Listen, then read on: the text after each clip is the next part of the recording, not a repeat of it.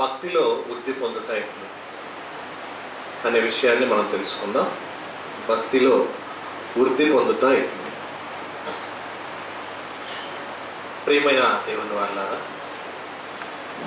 మనం అందరము కూడా 15 సంవత్సరాలు, 20 సంవత్సరాలు, 30 సంవత్సరాలు లేదా ఇంకా అంతకంటే ఎక్కువగా కలిగి సంవత్సరాల తరబడి రక్షించబడిన వాళ్ళమై ఎక్కువగా ఉన్నారు. మరి నిన్న మొన్న రక్షించబడిన కొద్ది రోజుల్లో ఉన్న వాళ్ళు కూడా ఉండొచ్చు. రోజు రోజుకి భక్తిలో మనిషి అభివృద్ధి పొందాలే కానీ రాను రాను దేవునికి దూరం అయిపోవాలన్న ఆలోచన మనిషిలో ఉండకూడదని దేవుడు ఎన్నో కలలు కన్నాడంటే. అంటే దేవుని ఉద్దేశం ఏంటి? వయసు పెరిగే కొద్దికి విశ్వాసంలో మీరు స్థిరులై ఉండాలి అని అంటారు. అంటే ఆత్మీయతతో రోజు రోజుకి ఎదిగి గొప్పవాళ్ళం అవ్వాలన్న ఉద్దేశముతోనే దేవుని సందర్భము మన మీద, ఆయన సంకల్పము మన మీద ఉంటాయి. చాలామంది విశ్వాసులు రోజు రోజుకి విశ్వాసంలో సనగిల్లిపోతున్నవే కనబడుతుంది, కానీ భక్తిలో ఎదిగే వాళ్ళు తక్కువ మంది అయిపోతున్నారు. ఎందుకు ఎలా అయిపోతున్నారు అని అడిగితే, ప్రతి మనిషికి దేవుడు ఎన్నో విషయాలలో అవకాశం ఇచ్చాడు. ఎన్నో మాటలు వినముని ప్రతినిత్యము బాప్తిసం తీసుకున్న మొదలుకొని ఇప్పటి వరకు ప్రతి ఆదివారము ఆరాధనకు ఎందుకు రావాలంటున్నాడు, ప్రతి వారము గురువారము బైబిల్ క్లాస్కి ఎందుకు రావాలి, ప్రతిరోజు ఆన్లైన్ క్లాసుల్లో ఎందుకు వినాలి, ప్రతినిత్యము జరిగే మీటింగ్స్ అన్నింటిలో లైవ్లో ఎందుకు ఇస్తున్నారు మనకి, ఇన్ని మాటలు ఇన్ని కార్యక్రమాలు ఎందుకు జరుగుతున్నవి ఇప్పుడన్నా ఆలోచించామంట. అంటే మనము ఏ కార్యక్రమం ఏ మీటింగ్కి మిస్ అవ్వకుండా ప్రతిరోజు ఎందుకు రావాలని ఆరాటపడుతున్నాడంటే దేవుడు, నువ్వు దేవునిలో రోజు రోజుకి అభివృద్ధి పొందాలని. అంటే మన వ్యక్తిగత జీవితంలో ఎలాగైతే విశ్వాసములో లోక సంబంధమైన వాటిలో ఎలాగైతే పెరుగుతున్నామో, ఆహార సంబంధమైన విషయాలు కానీ శరీర సంబంధమైన విషయాల్లో ప్రతిరోజు ఎలాగైతే అభివృద్ధి చెందుతున్నామో, ఆత్మ సంబంధంగా కూడా ఎదగాలన్నది దేవుడి సంకల్పం. కానీ నేడున్న పరిస్థితులను చూస్తుంటే, నేడున్నటువంటి మనుషుల యొక్క ప్రవర్తనలు చూస్తుంటే భక్తిలో రోజు రోజుకి దిగజారిపోతున్నారేమో అనిపించే పరిస్థితికి వచ్చేసింది. ఒకప్పుడు దేవుడు భూమి మీద మనిషిని మారు మనసు పొందటం కోసం, మార్పులో ఉండటం కోసం 1000 ఏళ్ళ ఆయుష్ ఇచ్చాడండి. అంటే 1000 సంవత్సరాల ఆయుష్ ఎందుకు ఇచ్చాడు అంటే, ఎక్కువ కాలం మనిషి భూమి మీద ఉంటే మరింత ఎక్కువగా దేవుని కొరకు పనిచేస్తాడేమో అని ఆరాటపడ్డాడు. అంటే 1000 సంవత్సరాల ఆయుష్ కాలంలో ఎన్నో సంవత్సరాలు దేవుని కోసం బ్రతుకుతాడని దేవుడు ఆరాటపడ్డాడు. సంవత్సరాలు గడిచే కొద్దికి మనిషి దేవుడికి దూరం అవుతున్నాడు కానీ దగ్గర అవ్వట్లేదు. అందుకని దేవుడు ఏం చేశాడంటే, ఈ మనిషి 1000 ఏళ్ళు బ్రతికే కొద్దికి ఇంకా పాపంలో వెళ్ళిపోతున్నాడే తప్ప దైవత్వంలోకి రావటం లేదని దేవుడు మానవ ఆయుష్ కాలాన్ని తగ్గించేశాడు. ఎప్పుడైతే ఆయుష్ కాలాన్ని తగ్గించాడో, తగ్గించిన కొద్దీ మనిషి ఏం చేస్తున్నాడు తెలుసంటే, మరింత ఉత్సాహంతో తక్కువ కాలమే ఉంది కానీ అభివృద్ధి దశలో గొప్పవాళ్ళం అయిపోయామని ఎన్నో విషయాల్లో అభివృద్ధి చెందుతూ వచ్చాడు. అంటే రాకెట్లు కనిపెట్టాడు, విమానాలు కనిపెట్టాడు, ట్రైన్స్ కనిపెట్టాడు, అలాగే బస్సులు, అలాగే బైకులు. అంటే ఒకప్పుడు ప్రయాణం చాలా దూరం అయ్యేది, ఇప్పుడు ప్రయాణం సౌకర్యం చాలా దగ్గర అయిపోయింది. అమెరికా లాంటి దేశాలు కూడా సుమారు 15-20 గంటల్లో వెళ్ళిపోతున్నాడు. ఎంత తొందరగా జర్నీ అక్కడికి వెళ్ళిపోతున్నాడు అంటే, ఆయుష్ మనిషికి తగ్గే కొద్దికి అభివృద్ధిలో ఎదుగుతున్నాం అనుకుంటూ పాపము దశలోకి ఎక్కువ వెళ్ళిపోతున్నాడు. అంటే మనిషి ఆయుష్ను తగ్గించుకొని దేవుడికి దగ్గర చేయాలని దేవుడు ఎన్ని కళ్ళ కన్నా అపవాది ఆలోచన ఏంటి తెలుసా? మనిషిని అభివృద్ధి దశలో నిలబెట్టి పాపానికి ఇంకా దగ్గర చేస్తుంది. తక్కువ కాలంలో ఎక్కువ పాపం చేయటం నేర్పించే పరిస్థితికి వచ్చేసింది. నేను ఉన్నటువంటి సెల్ ఫోన్లు చూసారంటే, ప్రతి మనిషికో సెల్ ఫోన్ ఉంది. సెల్ ఫోన్ లేని మనిషి వాడు అంటున్నారంటే వాడు చాలా ఆలోచన చేస్తాడు, నేను ఎందుకు పనికిరానేమో, నేను ఎందుకు ఉండలేదేమో, నేను ఎందుకు జీవించట్లేదేమో అని ఆరాటపడుతున్నాడు. అలా అనుకుంటున్నాడని ఏం చేశారు, ప్రతి మనిషికి సెల్ ఫోన్ ఇచ్చేసింది. ప్రతి మనిషి సగటున రోజుకి 4 నుంచి 5 గంటల వరకు సెల్ చూస్తున్నాడు అంట. అంటే తన ఆలోచన అంతా ఏంటండి, టైం అంతా కూడా సెల్ఫే టైం కేటాయించేసేస్తున్నాడు. బైబుల్ చదవటానికి కానీ, భక్తులు ఎదగటానికి కానీ, ప్రార్థన చేసుకోవటానికి కానీ, విశ్వాసంలో కొనసాగడానికి కానీ, తోటి సహోదరుడితో మాట్లాడటానికి కానీ సమయం లేదు. అంతెందుకండి, భార్యాభర్తలే మాటలు లేవు ఇప్పుడు. ఒకప్పుడు భార్యాభర్తలు కలిసి కూర్చొని మాట్లాడుకున్నప్పుడు లేవు. ఫోన్లు వచ్చిన తర్వాత ఎవరి ఫోన్లో వాళ్ళు చూసుకోవటమే. అవసరమైతే వంట వండామని వాట్సాప్లో మెసేజ్ పెడుతున్నారు తప్ప నోరు తెలిసి మాట్లాడలేని పరిస్థితికి వచ్చేసింది. అంటే రోజు రోజుకి అభివృద్ధి పొందుతున్నాం అనుకుంటున్నారు కానీ రోజు రోజుకి మనుషుల మధ్య ప్రేమ ఆప్యాయతలు దూరం అయిపోతూ, భక్తులకి మనిషి దూరం అయిపోతున్నాడు. ఇక రాబోయే తరాలు, ఇప్పుడున్న తరాల్లోనే ఈ చిన్నపిల్లల్ని చూస్తుంటే పబ్జి, అలాగే రకరకాల గేమ్లు, రకరకాల వాటికి అలవాటు పడిపోయి ఈ సెల్ ఫోన్ సిస్టమ్ అంతా వాళ్ళ కంట్రోల్లోకి వెళ్ళిపోయింది. చిన్నపిల్లలు అందరిని చూడండి, ఎన్ని ఫీచర్స్ ఓపెన్ చేస్తాడు, ఎన్ని రకాలుగా వాళ్ళు ప్రయత్నం చేస్తారు, ఎన్ని అయినా మనకు తెలియని ఎన్నో వాళ్ళు వాడేస్తుంటారు. మరి వాళ్ళ పిల్లలు పుట్టే వాడి పరిస్థితి ఎలా ఉంటుందో చెప్పండి. వీళ్ళే ఎలా ఉంటే వీళ్ళ నుంచి పుట్టే సంతతి, అంటే రాబోయే తరాలలో మనుషుల పరిస్థితి ఎలా ఉంటుందో తెలుసా? అసలు భక్తి ఉందో లేదో ప్రపంచంలో కనిపెట్టలేదు. అందుకే యేసుక్రీస్తు రెండో రాకల్లో వచ్చేటప్పుడు ఒక మాట అన్నాడు. ఏమన్నాడు తెలుసా? నేను మనిషి కుమారుడు భూమి మీదకి వచ్చినప్పుడు విశ్వాసం కనుగొందునా అన్నాడండి. అంటే భక్తి ఉండొచ్చు, ప్రార్థనలు ఉండొచ్చు, భక్తులుగా తిరిగే వాళ్ళు ఉండొచ్చు, పరిచర్యలో ఉండే వాళ్ళు ఉన్నారేమో, కానీ విశ్వాసం అనేది అసలు వీళ్ళల్లో ఉంటుందో ఉండదో డౌట్ వచ్చేసిందండి ఆయన. అంటే మనుషులు భూమి మీద ఉన్నారు కానీ విశ్వాసం లేదు. విశ్వాసం లేని భక్తులు, విశ్వాసం లేని ఆరాధికులు, దేవుడు అంటే భయము కానీ, దేవుడు అంటే భక్తి కానీ రాబోయే తరాలు ఎలా ఉంటుందో తెలుసండి, అసలు దేవుడే లేడు అనే స్థితికి వచ్చే పరిస్థితికి వచ్చేసారు. నేడున్న సంతతే, నేడున్న తరాలే ఎలా అయిపోతుంటే భక్తులుగా ఉన్న వారిని కూడా చూసి దేవుడు ఎంత బాధపడుతున్నాడో తెలుసండి. ఇంటి విశ్వాసం ఎలా అయిపోతున్నారు, ఏంటి రాను రాను దేవుడికి దూరం అయిపోతున్నారు. మనమే రావడం కాదు, మన పిల్లల్ని అసలు తేలాము. మన పిల్లలే రాకపోతే వాళ్ళ పిల్లలు ఇంకా రాదు. రాబో తరాలలో, రాబో తరతరాలు గడిచే కొద్దికి అసలు విశ్వాసము భూమి మీద ఉంటుందా ఉండదా అనే డౌట్ వచ్చేసిందండి. అంటే విశ్వాసంలో అభివృద్ధి పొందే దశలో మనుషులు లేరు. రాబోయే కాలాలలో భక్తిగా కానీ, భక్తిలో ఉండే పరిస్థితులు కానీ లేవు. మరి దేవుడు ఏం చేస్తున్నాడు? మీరు విశ్వాసంలో వృద్ధి పొందాలని ప్రతిరోజు ఆన్లైన్ క్లాసులు అంట, ప్రతిరోజు మరి లైవ్ మీటింగ్లు, అలాగే ఎన్నో సభలు, ఎన్నో కార్యక్రమాలు, ఎన్నెన్నో మరి ప్రతి ఆదివారం ఆయన సన్నిధిలో వినాలని, ప్రతి గురువారం క్లాస్ ఉండాలని, ప్రతి నిత్యము దేవుని కొరకు మీరు ఎదగాలని, ఎప్పుడూ దేవుని వాక్యం వింటూనే ఉండాలని, ఆత్మను బలపరచడానికండి. మీకు మాట చెప్తాను, ప్రతిరోజు స్కూల్కి వెళ్ళినప్పుడు స్కూల్ పిల్లలకి ప్రతిజ్ఞ పేరుతో ప్రారంభంలో స్కూల్లో ప్రతిజ్ఞ చేయిస్తుంటారు. దాంట్లో ఏం చేస్తారో తెలుసా? వందే మాత్రం పాటిస్తారు. మా తెలుగు తల్లి కానీ, తెలుగు దేశం కాబట్టి, మరి తెలుగు ప్రాంతాలు కాబట్టి, తెలుగు రాష్ట్రాలు కాబట్టి ఎక్కడో తెలుగు తల్లికి పాట పాడిస్తారు. మరికొన్ని ప్రాంతాల్లో మరి అన్ని స్కూల్లో జనగణమన పాడిస్తుంటారు. ఇవన్నీ ఎందుకు అంటే దేశభక్తి మనలో ఉందని ప్రతిరోజు గుర్తు చేయటానికి. పాడేవాడు ఎవడైనా రోజు పాడుతూ మనసు పెట్టి భక్తి కలిగి పాడేవాళ్ళు కనపడతారు. అందులో పక్కన గెలుపుతుండేవాడు, అల్లరి చేస్తుండేవాడు, కాళ్ళతో ముందున్న తన్నేవాడు, ఏదో మాస్టర్ గారు కొడతాడేమో చేయి జాపి అటు ఇటు దిక్కులు చూస్తూ పాడేవాడు తప్ప హృదయపూర్వకంగా దేశభక్తి పాడేవాళ్ళు ఎవరు లేదంటే చాలా తక్కువ మంది. ఎందుకలా అయిపోతున్నారు అని అడిగితే, అలవాటు ప్రకారంగా పాటలు ఉన్నాయి, అలవాటు ప్రకారంగా ప్రార్థన ఉంది, అలవాటు ప్రకారంగా ప్రేయర్ ఉంది తప్ప భక్తిలో కొనసాగే మనస్సు మనుషుల్లో లేకుండా పోయింది. అందుకనే విశ్వాసంలో మనం వృద్ధి పొందాలని, ఎంతవరకు ఎదుగుతున్నామనే సంగతిని బైబిల్లో ఎన్నో విషయాల్లో చెప్తున్నాడండి. ఎదగాలి కదండి. ఎదిగే కొద్దికి రోజు రోజుకి ఒక మొక్కను నాటినప్పుడు ఆ మొక్క భూమిలోకి వెళ్ళి వేర్లు పాతుకొని పెరిగే కొద్దికి 24 గంటలు అది వృద్ధి చెందుతూనే ఉంటుందండి. ఒక ఇగురు వస్తుంది, ఇగురుకి ఆకు పెరుగుతుంటుంది, ఆకుకు మరొక ఆకు వస్తుంది, మరొక ఆకు, ఇలా పెరుగుతూ పెరుగుతూ పెరుగుతూనే ఉంటుంది. సంవత్సరాలు గడిచే కొద్దికి అది పెద్దదైపోయి ఏదో ఒక రోజున పువ్వులతోనూ ఫలాలతోనూ అభివృద్ధి దశలో ఉండేటువంటి దశకి వెళ్ళిపోయింది.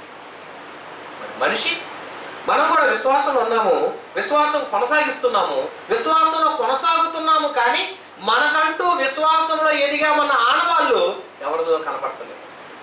పరిచర్య ఉందన్నా, పని ఉందన్నా, దేవుని కార్యక్రమాలు ఉన్నాయన్నా, ఎన్నో కార్యక్రమాలు మనం మేదేసుకొని తిరుగుతున్నా, నాకంటూ ఒక పని అప్పచెప్పండి, నాకంటూ నేను ఒక పని చేస్తాను, నేనంటూ వస్తాను, నేనంటూ తిరుగుతాననే మనుషులు ఎవరున్నారు? అందుకనే రాబో దినముల్లో భక్తి ఎంతగా కొనసాగలేకపోతుందోనని దేవుడు బాధపడుతున్నాడు. చూద్దాం, ఒక మంచి మాటను బైబిల్ని మనం చూసినట్లయితే ఒక మంచి మాట అంటున్నాడు. చూడండి, రోమపత్రిక 14వ అధ్యాయము 19వ వచనాన్ని ఒకసారి మీరు చూసినట్లయితే, రోమాపత్రిక 14వ అధ్యాయము 19వ వచనాన్ని, కాబట్టి సమాధానమును పరస్పర క్షేమాభివృద్ధిని కలగజేయు వాటిని ఏమన్నాడండి? పరస్పరము క్షేమాభివృద్ధిని కలగజేయు వాటిని ఆసక్తితో అనుసరించుతాం అంటున్నాడండి. ఎందుకు? మన భక్తి జీవితంలో కొనసాగాలంటే, భక్తి విశ్వాసంలో మనం ఉండాలంటే ముందుకు సాగాలి. చాలా మంది దేవుని మాటలు వింటుంటాం కానీ ఎవరు కూడా మరి ముందుకు సాగే వాళ్ళు లేరండి. అందుకని పౌలు గారి ద్వారా ఈ పత్రిక రాపిస్తూ దేవుడు ఒక మంచి మాట అంటున్నాడు. ఏమన్నాడు? కాబట్టి సమాధానమును పరస్పర క్షేమాభివృద్ధిని కలగజేయు వాటిని ఎందే ఆసక్తి. దేవుని పనిలో కార్యక్రమాలు కొనసాగే వాటి మీద మీరు ఆసక్తి పెట్టండి. ఇలా ఆసక్తి కలిగించాలనే ఉద్దేశంతో మంచి మాటలు మనకు ప్రకటిస్తున్నాడు. అందుకనే ప్రతి ఒక్కళ్ళు దేవుని పనిలో, ప్రతి ఒక్కళ్ళు దేవుని కార్యక్రమాల్లో మేలైన వాటిని జరిగిస్తూ సంతోషంగా ఉండాలని, శక్యమైతే మన సమస్తమైనటువంటి కార్యక్రమాలు జరిగించాలని ఆరాటపడుతున్నాడు. ఎవరు కూడా ఇష్టానుసారంగా దేవుని పనిలో కొనసాగాలనుకుంటలేదు. ఎవరైనా ఆచారపూర్వకంగా వచ్చేవాళ్ళు ఉంటున్నారు, అలవాటు ప్రకారం వచ్చేవాళ్ళు ఉంటారు. ఇవాళ ఆదివారం కదా తప్పనిసరిగా వెళ్ళాలనే వాళ్ళు ఉంటున్నారు. కానీ అందరిలో ఆత్మలో తీవ్రత, ఆత్మలో ఒక ఆరాటం, ఆత్మలో ఒక పోరాటం మనుషుల్లో లేదండి. పూర్వకాలం ముందు భక్తులు అభివృద్ధి పొందారంటే రోజు రోజుకి విశ్వాసంలో అభివృద్ధి చెందాడండి అబ్రహాముని రోజు ఎప్పుడు పరీక్ష పెట్టుకున్నా, ఎప్పుడు దేవుడు అతన్ని గుర్తిస్తున్నా, ఎప్పుడు అతను గమనిస్తున్నా, ఇంతకీ భక్తిలో ఉన్నాడా లేదని పరీక్షించిన అబ్రహాములో విశ్వాసం ఏమాత్రం కొదులేదండి. రోజు రోజుకి డెవలప్ అయిపోయాయి. కాబట్టి స్కూల్లోకి వెళ్ళి పిల్లలను జాయిన్ చేసినప్పుడు మనం స్కూల్కి తొలిసారిగా పంపించేటప్పటికి వాడికి బలపం ఎలా పట్టుకోవాలో కూడా తెలియదు. బలపం పట్టుకోవటం కూడా రాని వాడిని 10th క్లాస్ పూర్తి చేసి బయటకు వచ్చేవాడికి వాడు ఎంత అభివృద్ధి చెందుతాడండి. నేర్చుకున్నాడు, ఏబిసిడీలు నేర్చుకున్నాడు, హిందీ నేర్చుకున్నాడు. అలాగే ఎన్ని స్కోర్స్ అండి. సైన్స్లో అభివృద్ధి చెందాడు, సోషల్లో నేర్చుకున్నాడు, హిందీ, తెలుగు, తమిళం. చుట్టుపక్కల అతను ఏ భాషలో ప్రావీణ్యుడైతే ఆ భాషా ప్రావీణ్యతను నేర్చుకొని 1వ తరగతి నుంచి 10వ తరగతి వరకు వృద్ధి చెంది ఆ స్కూల్ నుంచి బయటకు వెళ్ళేటప్పుడు అప్పటికి తన పరిస్థితి ఏంటి? ఉన్నతమైన స్థాయిలో ఎదిగాడన్న స్థితికి వెళ్ళిపోయాడు. మరి సంవత్సరాలు గడిచిపోతున్నా, విశ్వాసంగా వస్తున్నా, ప్రతిరోజు వారం వాక్యం వింటున్నా, ప్రతి వారం దేవుని మాటలు నేర్చుకుంటున్నా, ప్రతి క్లాస్లో మనం అభివృద్ధి చెందుతున్నా, మనలో ఏమాత్రమైన అభివృద్ధి దశ ఉందా అని అంటే కనపడతలేదు. అప్పుడప్పుడు కొన్ని మొక్కలు నాటినప్పుడు కొన్ని అంటు తీసుకొచ్చి నాటుతారండి. ఏం ఎదుగు బొదుగు ఉండదండి. కొన్ని మొక్కలు పెంచే వాళ్ళకి అర్థమైంది. వాళ్ళకి ఎలా అది చూసినప్పుడు, తెచ్చినప్పుడు ఆ నర్సరీ నుంచి తెచ్చి పెట్టినప్పుడు ఎలా ఉందో అలాగే ఉంటుందే కానీ అది చావదు, బతుకుతున్నానని కనపడదు, ఇగురు రావు. కనీసం అది అభివృద్ధి చెందుతున్నాడు. మళ్ళీ నీళ్లు పోస్తూ ఉంటాం, ఎరువేస్తూ ఉంటాం, బలం వేస్తూనే ఉంటాం. ఎన్ని వేసినా కూడా అది రాదండి. ఎందుకంటే ఆ వాతావరణం దానికి సెట్ అవ్వలేదని అర్థం. మనం కూడా దేవునిలో ఎదగాలి అని ఎన్ని ప్రయత్నాలు చేస్తున్నాడు దేవుడు. ఎందుకు ఇన్ని కార్యక్రమాలు, ఎందుకు ఇన్ని మీటింగులు, ఎందుకు 5-6 లక్షలు పెట్టి రేపు సభలు మనం పెడుతుంది, ఎందుకు ఇన్ని కార్యక్రమాలు జరిగించాలనుకుంటున్నాం? మన ఆత్మలను బలపరుచుకోవటానికి. చూద్దాం కిందకి ఎంత మంచి మాట అంటున్నాడు. అదే మనం చూసినట్లయితే రోమా పత్రిక 15వ అధ్యాయము 2వ వచనం చూడండి. రోమపత్రిక 15వ అధ్యాయము తన పొరుగువానికి క్షేమాభివృద్ధి కలుగునట్లు మనలో ప్రతి వాడును మేలైన దాని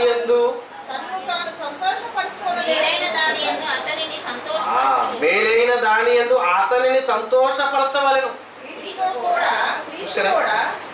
చూడండి, ఎందుకంటే మనం అభివృద్ధి చెందాలంటే, విశ్వాసంలో బలపడాలంటే మనం మాట్లాడుతున్నాడు తన పొరుగు వానికి క్షేమాభివృద్ధి కలుగునట్లు.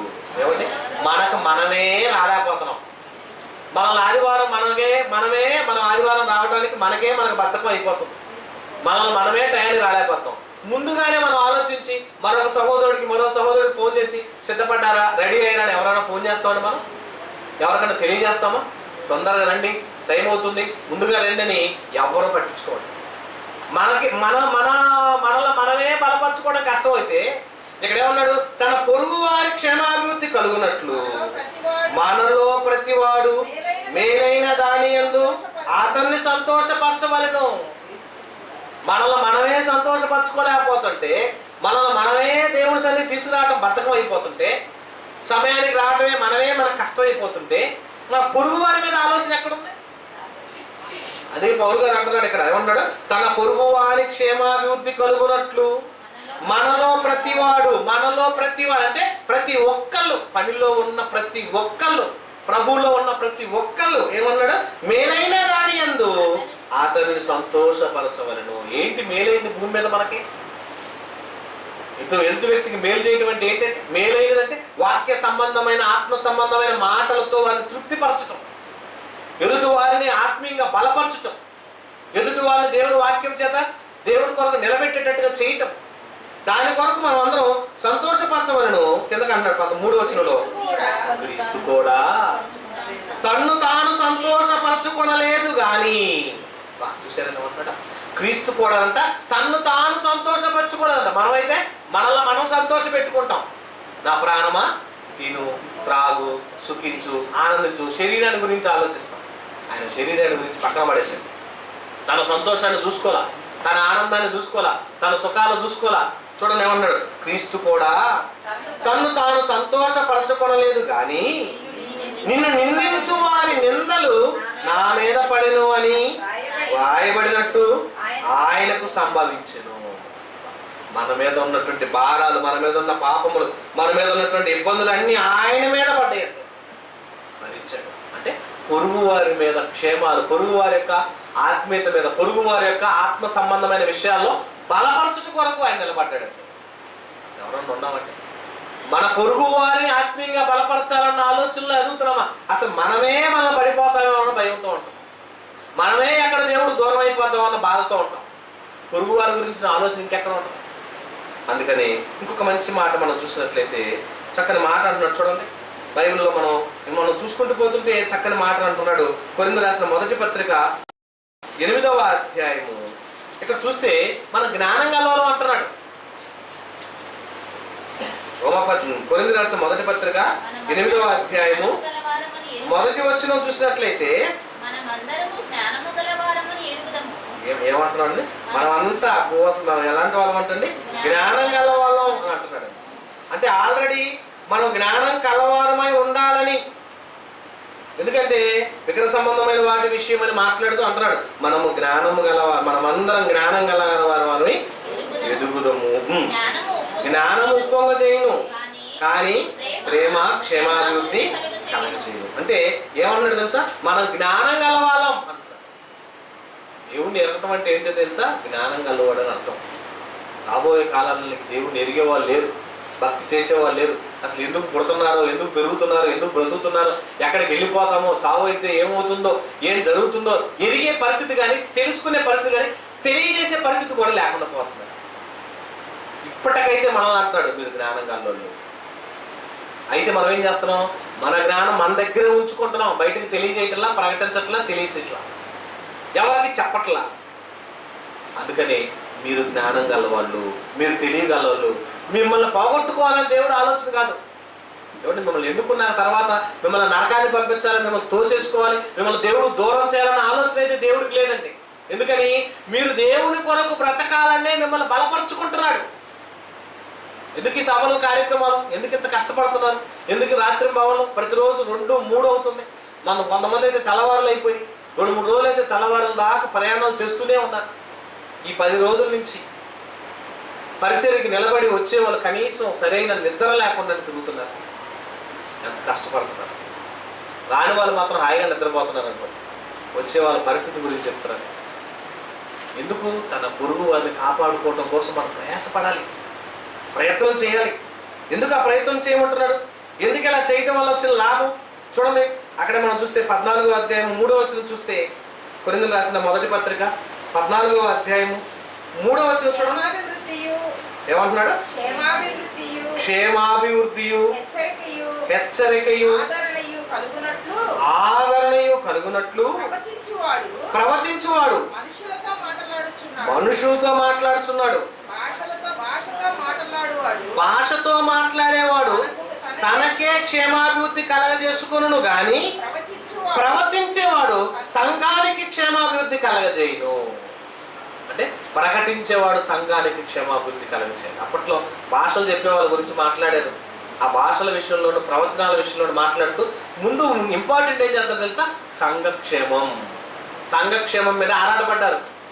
అందుకే బైబిల్లో కూడా యేసుక్రీస్తు వారు అన్నాడు తెలుసండి, శిష్యుల మనసులను దృఢపరిచి. ఎందుకు దృఢపరచాలి? బలంగా ఉండాలి. ఆయన శ్రమలు రావచ్చు, కష్టాలు రావచ్చు, ఆటుపోటులు రావచ్చు, నిందలు రావచ్చు, ఎన్నెన్నో రావచ్చు, అవన్నీ ఎదుర్కోవాలి. అప్పుడు మీరు చూస్తుందండి, కొన్ని ఇండ్లలో కొన్ని చెట్లు బలమైన చెట్లు అంటే చాలా ఎత్తుగా ఉంటాయి. ఆ చెట్టును చూసినప్పుడు ఏమనిపిస్తుంది తెలుసా? ఎంత చెట్టు దాదాపు 100-200 సంవత్సరాల ఆయుష్ కలిగింది కదా అంటాం.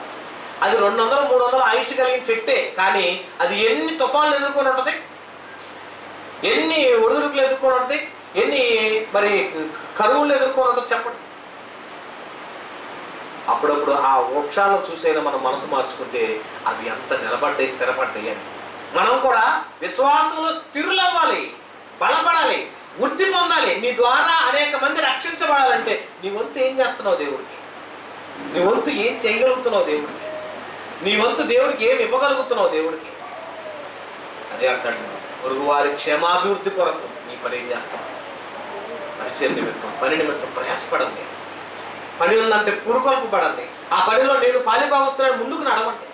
అప్పుడే కదండి మనం అభివృద్ధి చెందేది. అందుకే యేసుప్రభువు అంటాడు, ఒకప్పుడు రాబోయే కాలంలో విశ్వాసం ఉంటుందో లేదో, ఉన్నటువంటి మీలోనన్న విశ్వాసం వృద్ధి పొందండి. మీరన్న కొంతమందికి మరి లోకమందు మీరు ఎలా ఉండాలి? జ్యోతులు అంటే ఏంటి? ఆరిపోయినటువంటి వాళ్ళందరూ వెలిగించేవారు. ఆరిపోయిన దీపాలలాగా అనేక మంది ఉన్నారు. బ్రతుకుట క్రీస్తుగా ఉన్నాం మనం, చావు అయితే లాభం అనుకుంటున్నాం మనం. అయితే ఏమిటి, లోకంలో ఎలా ఉన్నారు? పేరు బతుకుతున్నామన్న, జీవిస్తున్నామన్న పేరుంది, కానీ చాలా మందికి మృతులుగా ఉన్నారు. ఆ మృతులైపోతున్న వాళ్ళని మీరు ఏం చేయమన్నారు తెలుసా? వెలిగించండి అంట. ఆ వెలిగించే స్థితి నీకే ఉంది, ఆ వెలిగించే పరిస్థితి నీలోనే ఉంది. మిమ్మల్ని పోగొట్టుకోవాలని కాదు. చూడండి, కొరింథీయులకు రాసిన 2వ పత్రికలో మనం చూసినట్లయితే, కొరింథీయులకు రాసిన 2వ పత్రిక మనం చూసినట్లయితే, ఎందుకంటే మనం పోగొట్టుకోవడం ఆయనకి ఇష్టం లేదండి. 10వ అధ్యాయము 8వ వచనం చూడండి. కొరింథీయులకు రాసిన 2వ పత్రిక. ఏమంటే దేవుడు మనల్ని దేవుడు తన దగ్గర ఉంచుకోవడానికే కానీ పడద్రోటెక్క కాదు అని అంటున్నాడు అండి. ఎంత మంచి మాట అన్నాడు చూడండి. పడద్రోయిటకే కాక మిమ్మును కట్టుటకే. పౌలు గారు ఎంత తెలివిగా మాట్లాడుతున్నాడు, ఎంత జ్ఞానంతో మాట్లాడుతున్నాడు. పడద్రోయటాన్ని కాదయ్యే మిమ్మల్ని మనం రక్షించుకో దేనికి? ప్రభువులో నిలబెట్టడానికి, ప్రభువులో అంటుకట్టడానికి, ప్రభువులో అభివృద్ధి చెందడానికి. ప్రభువులో అభివృద్ధి చెందడమే కాదు, ప్రభువులా మారిపోవాలి. విశ్వాసంలో ఉంటే, క్రీస్తులో ఉంటే కుదరదండి. 100%కి 100 మార్కులు వచ్చినాయి అనుకోండి, అతను మించిన ర్యాంకర్ ఉంటాడు. ఇంకా 600 మార్కులకి 600 వచ్చేసినాయి అనుకోండి, ఇంకెవరు ఇంకా అంత మించిన ర్యాంకర్ ఎవరు ఉంటాడు? అతనే ర్యాంకర్. అలాంటి సమానం ఎంత వస్తే సమానుడే కానీ మించిన వాడు ఎవరు కాదు. అందుకని ప్రభువైన యేసుక్రీస్తు 100% నమ్మకంగా ఉంటే ఆ 100% స్థాయికి మనం కూడా చేరాలంటున్నాడు. ఎలాగా చదవండి అన్నాడు. పడద్రోయుటకు కాక మిమ్మును కట్టుటకే ప్రభువు మాకు అనుగ్రహించిన అధికారమును గూర్చి నేను ఒకవేళ కొంచెం అధికంగా అతిశయపడినను నేను సిగ్గుపరచబడను. నేను వాయు పత్రికల వలన మిమ్మల్ని భయపెట్టవలనట్టుగా కనబడకుండా ఈ మాట చెప్పుచున్నాను. ఎందుకు? మిమ్మల్ని బలపరచడానికి ఎన్నో మాటలు చెప్పుకుంటూ వచ్చాను, ఎన్నో విధాలుగా నిలబెట్టుకుంటూ వచ్చాను, ఎన్నో ప్రసంగాలు చేసుకుంటూ వచ్చాను. చూడండి, పౌలు గారు సంఘం మీద ఎంత ఆరాటం అండి. సంఘాలకు కావాల్సిన ఆత్మీయ ఆహారం అందించడానికి ఎన్ని ప్రయత్నాలు చేశాడు. 16 పత్రికలు రాశాడు. చెరసాలలో రాసినా కూడా రాసుకుంటూ వచ్చాడు. ప్రయాణాలు చేసుకుంటూ వచ్చాడు. త్రోవలో ఆ టైంలో రైలు లేవు, బస్సులు లేవు, ఏమి లేవు, అయినా కూడా ఖండాలు దాటి వెళ్ళిపోయి అంత ప్రయాణం చేశాడు. ఎందుకంత ప్రయాస, ఎందుకంత పని, ఎందుకంత ఆరాటం అని అంటే, వెళ్ళాలి, చెప్పాలి, దేవుని గురించి ప్రకటించాలి, దేవుని గురించి చెప్పడానికే కదా మనం ఉంది అని ఆరాటంతో పనిచేశాడు. మనం ఒక రోజు పనికి వస్తే, ఒక రోజు ఆరాధనకు వస్తే, ఒక రోజు దేవుని సన్నిధికి వస్తే, ఒక రోజు దేవుడి పనికి వస్తే, రెండో రోజు మనం ఏమంటాం తెలుసా? నేను ఇక రాలేనంటే. 365 రోజులు కష్టపడ్డాడండి. ఏ రోజు ఖాళీగా ఉండలేదు. అవసరమైతే ఆకలి తీర్చుకోవడానికి పగలల్లా మరి పరిచయం చేసి రాత్రల్లా కూడా డేరాలు పుట్టాడు. ఆ టైంలో సహోదరులతోనూ సహోదరులతో ఎన్నో ప్రాంతాల్లో ఎన్నో సంఘాల్లో ఆత్మీయ వాళ్ళు బలపరుచుకుంటూ వచ్చాడే తప్ప దేవుడికి దూరం అవ్వలేదు. ఇంకా మంచి మాట అంటున్నాడు చూడండి, మనల్ని దూరం చేయడానికి కాదు కానీ దేవుడి ఆలోచన దైవత్వంలో మన భక్తిలో ఉంచడం కోసం ఎంత ప్రయాసం చేశాడంటే అదే 2 కొరింథీ 12వ అధ్యాయము 19వ వచనం చూడండి. చూడండి ఎంత మంచి మాట అన్నాడు. 19వ వచనం చదివినట్లయితే, మేమెంతవరకు మా విషయమై మీకు సమాధానము చెప్పుకొనుచున్నామని మీకు తోచునేమో. ఎలా అంటున్నాడు చూడండి, దేవుని ఎదుటనే క్రీస్తునందు మాట్లాడుచున్నాము. ప్రియులారా, మీరు క్షేమాభివృద్ధి కొరకు ఇవన్నీ చెప్పుచున్నాం. ఏంటంటే మీరు క్షేమాభివృద్ధి కలగాలని ఇవన్నీ మీకు చెప్పుచున్నాం. ఎందుకు? సంఘాల్లో చాలా మంది మీద అపోహలు, అసూయలు, ద్వేషాలు, కక్షలు కలిగిన వాళ్ళు కూడా ఉన్నారు. కొంతమంది పేరులో ఉన్న దైవత్వంలో కానీ కక్షలు పెంచుకుంటూ వేదాభిప్రాయాలు పెట్టుకుంటూ సంఘాలను చెరిపే వాళ్ళు కూడా అనేక మంది ఉన్నారు. అందుకని సంఘం క్షేమం కోసం పాటుపడ్డాడండి పౌలు గారు. అందుకే ఆ మాట అంటున్నాడు, ఎందుకనగా 20వ వచనం అన్నాడు, ఒకవేళ నేను వచ్చినప్పుడు మీరు నాకు ఇష్టలుగా ఉండరేమో అని. చూసానే ఉన్నాడు, నేను మరలా మీ దగ్గరకు వచ్చినప్పుడు నేను మీకు ఇష్టంగా ఉండనేమోనని, నేను మీకు ఇష్టడుగా ఉండునేమో అని. ఒకవేళ కలహములను, అసూయయు, క్రోధములు, కక్షలు, కొండెములను, గుసగుసలాడుటలను, ఉప్పములటలను, అల్లర్లను ఉండునేమో. నేను మరలా వచ్చినప్పుడు నా దేవుడు మీ మధ్య నన్ను చిన్నపుచ్చునేమో అని. మునుపు పాపము చేసి చూసారండి, మునుపు పాపం చేసి వాళ్ళు చేసినటువంటి అపవిత్రతను బట్టి, జారత్వం బట్టి, పోకిరి చేష్టల నిమిత్తం మారు మనసు పొందని అనేకులను గూర్చి దుఃఖపడవలసి వచ్చునేమో అని భయపడుచున్నాను. చూసారండి, దేవుళ్ళో ఉన్నాం అనుకుంటూ కూడా పతనం అయిపోయే వాళ్ళు ఉన్నారు కాబట్టి వాళ్ళని బట్టి బాధపడతానేమో అని భయపడుతున్నాడు. మనలో కూడా ఉన్నారు. ఆరాధనకు వస్తూ కూడా దేవుణ్ణి నమ్ముతూ కూడా ప్రేమించే వాళ్ళు ఉన్నారంట కొంతమంది. అబ్బాయిలలో కానీ అమ్మాయిల్లో కానీ ప్రేమ వివాహాలు, ప్రేమ కార్యక్రమాలు, రహస్య సీక్రెట్ ఒప్పందాలు, విశ్వాసులు సైతం కొత్తగా పెద్దగా ఉన్న వాళ్ళలో కూడా కొంతమంది వ్యభిచార సంబంధమైన కార్యక్రమాల్లో కూడా ఉంటున్నారంటే దేవుడు మెచ్చని పాప సంబంధమైన మాటలు, దుర్భాషలు, కొంతమంది బూతులు, కొంతమంది పోకిరి చేష్టలు, కొంతమంది అల్లరితో కూడిన ఆటపాటలు, భయంకరమైన పరిస్థితుల్లో ఉంటుంటే సంఘంలో దేవుడిని చూసి అంత బాధపడతారు. నేను త్రోసివేయాలన్న ఆలోచన లేదు, నెట్టివేయాలన్న ఆలోచన లేదు. నేను రక్షించుకొని స్థిరపరచుకొని నేను అనేకులకు సువార్త ప్రకటించడానికి నేను 100 కోట్ల సంవత్సరాలుగా అనేక తల్లుల గర్భాలను దాచిపెట్టుకుంటూ వచ్చాడు. నిన్ను కనటం వెనక, నిన్ను పుట్టించడం వెనక కొన్ని కోట్ల సంవత్సరాలుగా దేవుడు ఎదురు చూసుకుంటూ వచ్చాడు. చివర దేవుడు పనిలోకి వచ్చావు, నిలబడ్డావు అనుకున్న టైంలో అపవాది మాటకు లోబడి బయటికి వెళ్ళావు అనుకోండి, దేవుడికి అంత బాధేసిందండి. చెట్టును పెంచుకొని పెద్ద చేసిన తర్వాత బాగా పూత వచ్చినప్పుడు రైతు ఏమంటారు తెలుసా? బాగా ఆనందపడదు, ఎంత పూత వచ్చింది అని. తెల్లవారిపాటికి మొత్తం రాలిపోయింది అనుకోండి, అంత బాధేసింది. ఏంటి పూతంతా రాలిపోతుంది? ఈ పూత రావటం కోసమే కదా ఇన్ని సంవత్సరాలు పెంచాను, ఈ పూత రావటం కోసమే కదా ఇన్ని సంవత్సరాలు ఎదురు చూసాము, ఎరువు వేసాము, తోవాము, నీళ్లు పెట్టాము, ప్రయాసపడ్డాము, మందులు కొట్టాము, పురుగు మందులు కొట్టాము, రకరకాల ప్రయత్నాలు చేసాము. చివరికి మంచిగా పూత వచ్చింది, ఫలాలు వస్తాయి అనుకున్న టయానికి రాలిపోతుంటే పూతంతా అంత బాధేస్తుంది రైతుకి. దేవుడు కూడా మనల్ని చూసి అదే బాధపడుతున్నాడు. ఎంతగా ఇన్ని కోట్ల సంవత్సరాలుగా మిమ్మల్ని ఎదురు చూశాను, జగత్తు పునాది వేయబడక మునిపే మిమ్మల్ని ఏర్పాటు చేసుకున్నానే, అప్పటి నుంచి అనేక తండ్రుల గర్భంలోంచి దాచిపెట్టుకుంటూ వచ్చానే, ఇంతకాలం వచ్చిన తర్వాత ఇప్పటికీ మీరు ఇంకా మారు మనసు పొంది రక్షించబడ్డారని ఆనందపడుతున్న టైంలో కూడా పరిచర్య అన్న, పని అన్న, దేవుడి కార్యక్రమం అన్న వదిలేసి లోక సంబంధమైన పనుల్లోనే ఉండిపోతుంటే ఆయనకి ఎంత బాధేస్తుంది. మారిన మీరేనా నా పని చేసేది? మారిన మీరేనా నా సభలు పెడుతుంది? మారిన మీరేనా నా కొరకు పని చేస్తుందని ఎంత బాధపడతాడు. సభలు ఉన్నాయి, పనులు ఉన్నాయి అన్నా కూడా, దేవుని పని ఉందన్నా కూడా మనం సెలవు పెట్టుకుని రాలేకపోతున్నాం అంటే ఎంత బాధగా ఉంటుందండి. దేవుడికి పని చేయాలండి, కష్టపడండి. మీ వంతు దేవుడికి ఏం చేశాం? అనేకుల్ని ఆత్మను రక్షించడం కోసమే కదా. ఎవరో చేయని పనిని మనకు అప్పగిచ్చింది. ఎందరికో లేని బాధ్యతను మనకు అప్పగిచ్చింది. మనల్ని నమ్మి మన మీద బాధ్యత కలిగి ఆయన మన చేతిలో పెట్టాడు. పని చేతిలో ఉండగా కూడా పక్కన ఆలోచన చేసామనుకోండి, ఎంత బాధపడతాడండి దేవుడు. అందుకని దేవుడు ఆ మాటలు మాట్లాడకూడదని, మనం బలంగా ఉండాలని ఏమన్నాడు తెలుసా? చూడండి, ఒక మంచి మాట అంటున్నాడు అక్కడ. కొరింథీయులకు రాసిన పత్రిక, ఎఫెసీ పత్రిక 4వ అధ్యాయం, ఎఫెసీ పత్రిక 4వ అధ్యాయం మీరు చూడండి. ఇక్కడ అంటున్నాడు, ప్రభు అంటున్నాడు ఆయన మన నిమిత్తం ఎంత ప్రయాసపడుతున్నాడు అంటేనండి. ఎఫెసీ పత్రిక 4వ అధ్యాయం 12వ వచనం, మనం అందరం చూసారండి. ఎఫెసీ పత్రిక 4వ అధ్యాయము 12వ వచనం చదువు. మనమందరం విశ్వాస విషయంలోను దేవుని కుమారుని గుర్చిన జ్ఞానం విషయంలోను ఏకత్వం పొంది సంపూర్ణ పురుషుల మగు వరకు, అనగా క్రీస్తులు కలిగిన సంపూర్ణతకు సమానమైన సంపూర్ణత కలవార మగు వరకు ఆయన ఎలాగూ నియమించెను. మనం ఎలా అవ్వాలంటే క్రీస్తులాగా. చూసారని ఏమన్నాడండి?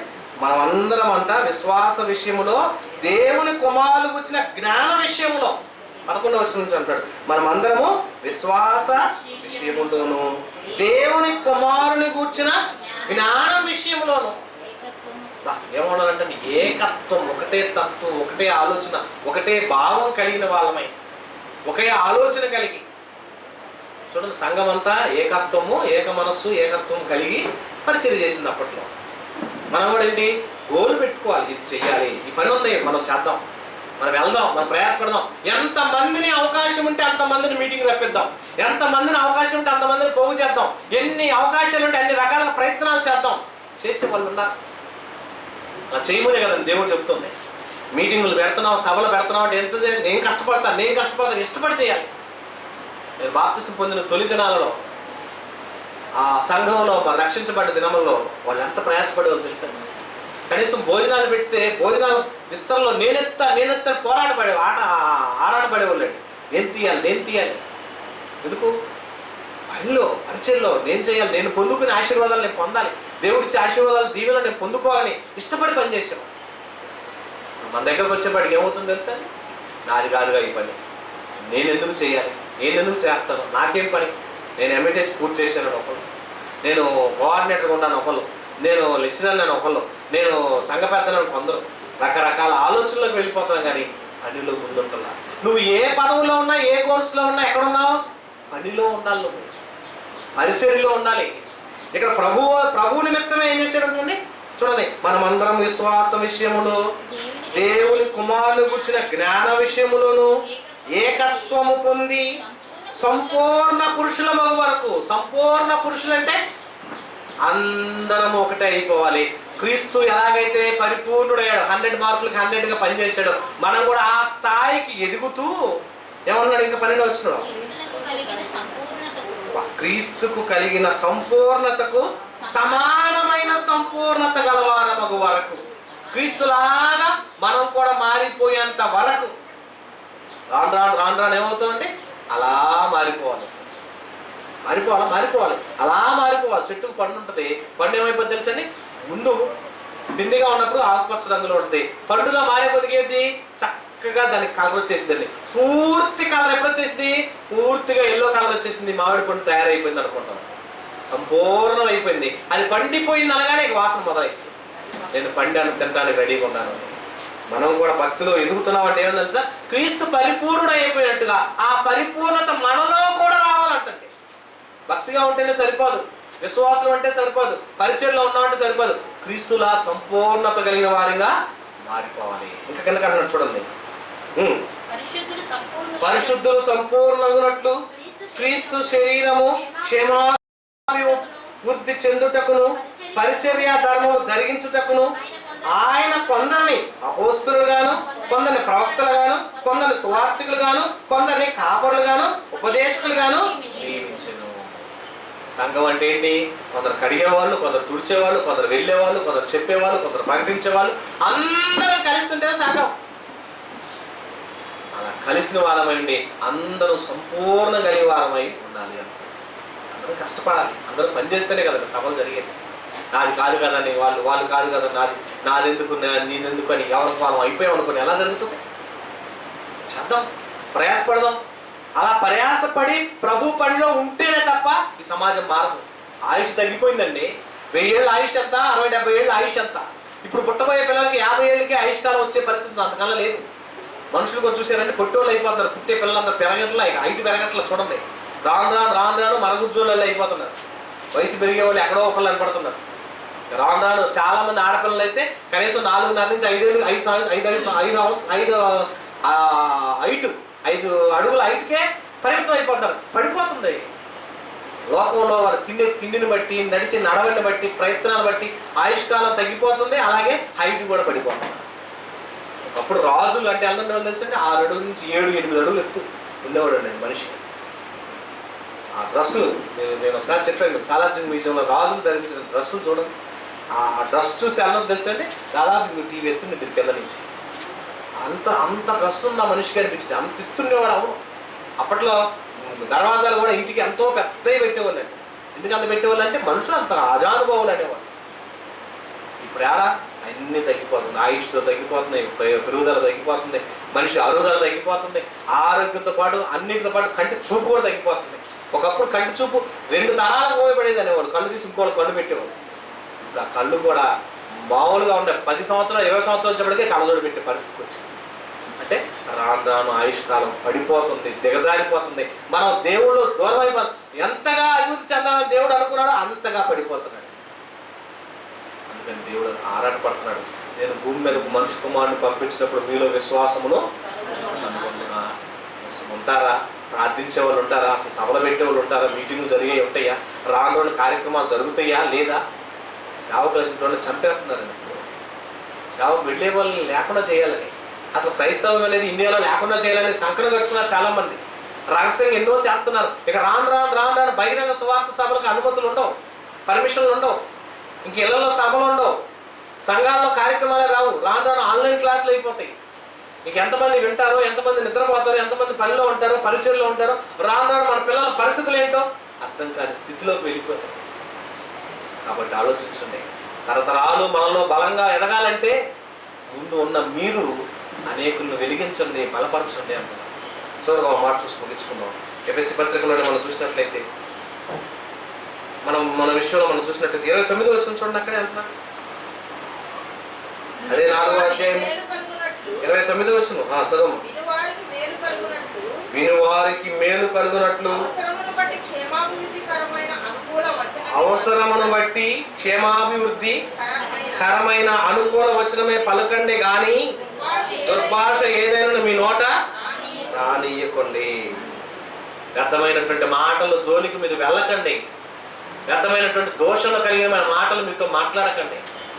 దేవుణ్ణి సంతోషపెట్టడం కొరకే మాట్లాడండి. క్షేమాభివృద్ధి కలుగుటకే, సంఘం అభివృద్ధి పొందుటకే పనిలో ఉన్నాను కానీ దుర్భాషలైన ఎటువంటి వ్యర్థమైన మాటలను పోకిరి చేష్టలకైనా వెళ్ళకండి. కనుక ప్రియమైన దేవుడు, విశ్వాసంలో మనం అభివృద్ధి చెందాలంటే నీ క్షేమమే కాదు, తన పొరుగు వారి క్షేమం నిమిత్తం ప్రయాసపడాలి అంటారు. అలా ప్రయాసపడే మనసు మనకుంటే దేవుడు మనల్ని అభివృద్ధి చెందిస్తాడు. అలాంటి దశలో మీరు ఉన్నారో లేరో మిమ్మల్ని మీరే ఆలోచించుకోండి. కళ్ళు మూసుకుందాం, ప్రార్థన చేసుకుందాం. మహాగణుడును మహోన్నతుడైన గొప్ప దేవ, మీ వందనాలు, స్తోత్రాలు. సంఘ క్షేమాభివృద్ధిలో మేము పాలిభాగస్తులమై అభివృద్ధి దశలో ఉన్నటువంటి విషయాల్లో ముందుకు సాగే ధైర్యాన్ని, శక్తిని మాట్లాడండి. ఎత్తబడిన మాటలు అపోహెత్తుకుని పోకుండా మా ద్వారా మీ నామ ఘనతకై వాడబడినట్టుగా సహాయం చేయమని తండ్రి, ప్రతి మాట మా హృదయంలో భద్రపరచబడి నూరింతలుగా అభివృద్ధి పొందే శక్తిని దయచేయండి. మా కొరకు నీ కుమారుడు క్రీస్తు చేసిన త్యాగాన్ని జ్ఞాపకం చేసుకోవచ్చు. ఆచారపూర్వకంగాను అలవాటు ప్రకారంగాను ఈ దినమును గడపక ఆత్మ సంబంధమైన బిడలంగా ఎదుగుచు విశ్వాస సహితంలో అభివృద్ధి పొందే దశలో క్రీస్తు వలె సంపూర్ణమైనకు సహాయం చేయమని, రాబో తరాల కొరకు నిలబడే శక్తిని మాకు అనుగ్రహించమని క్రీస్తు వారి పరిశుద్ధ నామమున ప్రార్థిస్తూ వేడుకొంచున్నాము తండ్రి.